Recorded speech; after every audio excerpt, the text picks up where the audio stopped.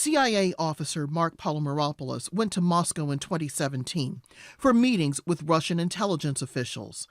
POLYMEROPOULOS never thought he'd come back to the U.S. with a career-ending traumatic brain injury. It's been 4 years of a 24/7 headache, which is, not only is it painful physically, but just from a mental health perspective, it's pretty debilitating. So while I've gotten better because of the treatment I've received at Walter Reed's National Intrepid Center of Excellence, that's one of the world's leading traumatic brain injury programs, I'm still not there yet, so I'm still suffering.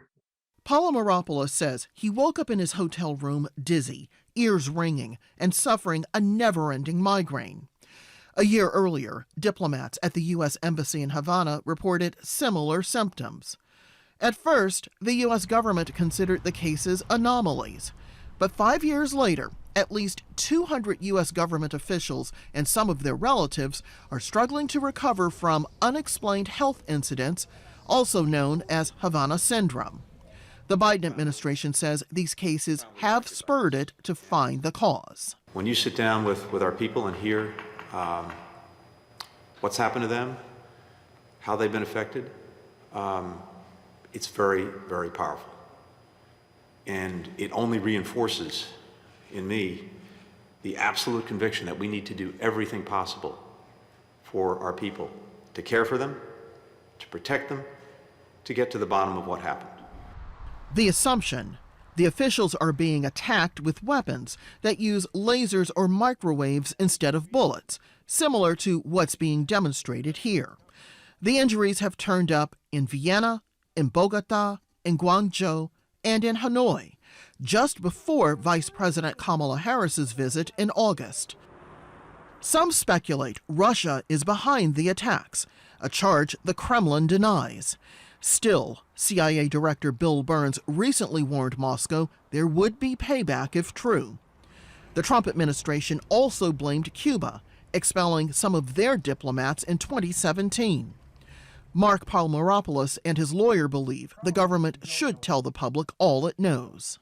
We don't know what the intelligence community knows truly about these incidents. And if revealing certain information would cause our country greater problems.